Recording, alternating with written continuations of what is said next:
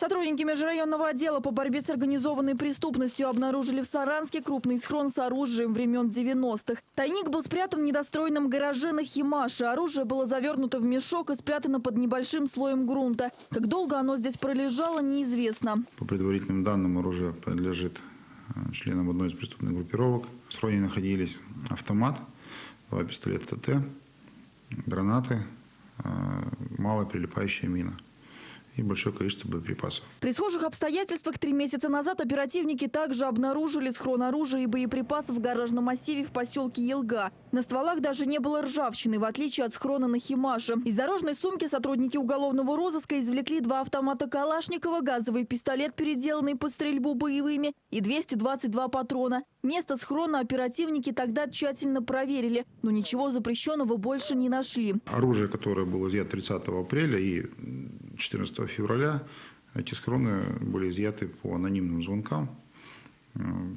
Лица, которые звонили, сказали, что хотели бы остаться неизвестными, а звонки поступали на телефон, который ранее являлся телефоном дежурной части управления по борьбе с преступностью. Телефон до сих пор действует, он принадлежит нашему подразделению. Видимо, кто-то на него решил позвонить. Сейчас все найденные стволы и боеприпасы направлены на экспертизу, которая установит их пригодность к использованию и возможную причастность к ранее совершенным преступлениям. В МВД напоминают, что до конца года в республике продолжается операция «Оружие-2014», где за добровольную выдачу предусмотрено денежное вознаграждение и освобождение от уголовной ответственности. Екатерина Имайкина, Сергей Бебинов. Происшествие. 10 канал.